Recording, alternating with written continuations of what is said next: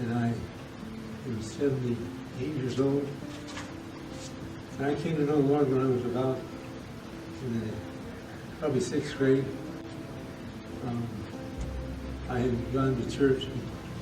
The lady across the street witnessed to my mother, and then about within a year I came to know the Lord by myself. I was upstairs in my bedroom and just knew that I needed to get things straight between me and my God. And so I did. Came downstairs and told my mom. And that's the extent of my salvation.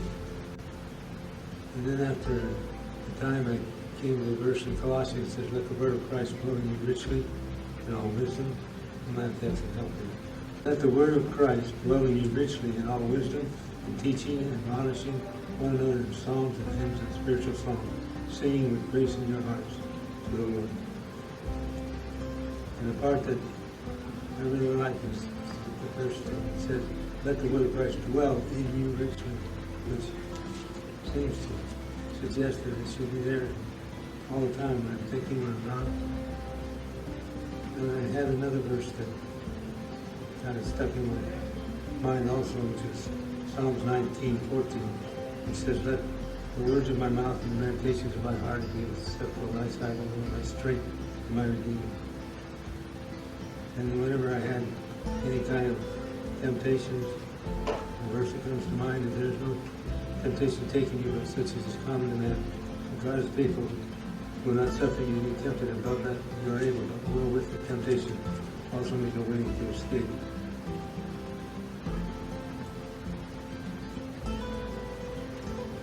I've known the Lord for over 50 years. Well over 50 years. And I met my wife and was very fortunate. I told the Lord I wanted to marry a Christian girl. Well, I was born into a Christian home, so I was lucky that way. My grandfather was an old-time Methodist minister, and then he became a chaplain for the Salvation Army in Washington.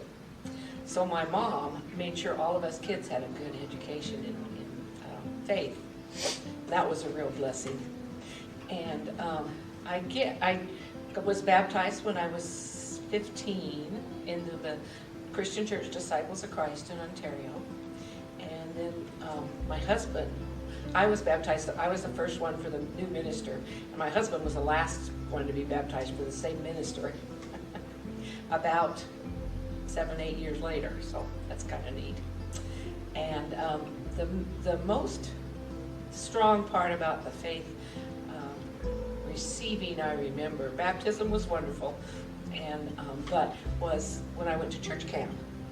And I went to a Disciples of Christ church camp, because that's the church we were in Cascade. And I always, at the end of Cascade, I went from my freshman year of high school clear through high school. The thing I remember the most was we always had a prayer circle at the end. And I don't know what year it was. It might have been my sophomore year. All of a sudden in prayer circle, I actually felt the Spirit of God. Yes, so he is the one that led me to the Lord. When I met him, we were at college, and like he said, I guess we had one date. He said dating. We had one date, and then he witnessed to me, and I accepted the Lord. And so then the rest is history. But falling off on his, let the word of Christ dwell in you richly. There's a song that I really like. It's by the Gettys. It's based on Psalms 131. And the chorus goes, "I will wait for you, I will wait for you. On your word I will rely. I will wait for you, I will wait for you till my soul is satisfied." And so I think the secret is to wait on the Lord. The second part, there's another verse, and it says, "I will wait for you, I will wait for you. Through the storm and through the night, I will wait for you, I will wait for you. Surely wait for you, for your love is my delight." And I think the more you spend in the Word, the more you have that love for the Lord. And one of my favorite verses is Psalm 62:5. It says, "My soul wait in silence for God, only for my hope is from Him." I think it's in the King James. It says, my soul wait thou only upon God, for my expectations are from thee. And I think our expectations need to be focused on him. That's right. Kind of knew about God, and my family taught me right from wrong, but nobody took me to church. So I spent a lot of years just believing that I did the right thing because of God, but I didn't really know the story about God. So I eventually went from this casual Christian attitude where I led my life well, but not all the time. And then I got to where I had a true relationship with Jesus. And that is really what is most important to me in my life. Because I see how important it is to be in church and to be around other Christians and to get the help you need to continue to follow God. So that was a great part of my life, and that really enhanced everything. It also helped me with everything that went wrong in my life. I really like knowing that God is there for the joys and for the decision making and to comfort you in the sorrows, because there are sorrows and there are lots of troubles in your life, and I don't know what I would have done later in my life without God. I also have learned to be gentle in how I present myself as a Christian and be loving and caring enough to say my story without saying, you have to behave the way I do.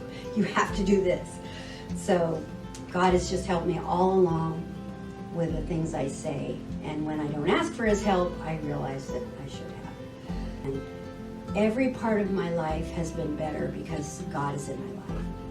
And I think about all the times when I thought I was right, and I realized I wasn't right unless I had God in my life. Even if I was right, I needed God in my life. Advice to youth: if you get the chance to go to a Christian college, my daughter went to Northwest Christian in Eugene and never regretted it. So if you get the chance to do something like that, grab it with both hands and go. The other thing I did quite a bit is I went to youth retreats and more camps and worked with camps, and you just need to stay in the faith with your Christian friends. I think that's probably the best advice I could give anybody. So if I were to talk to the youth of today, I would say it's very important to value yourself. Value yourself enough to get to know God. And I would say begin a relationship early in your life with Jesus. My life would have been so much more glorious with Jesus fully in my life early on.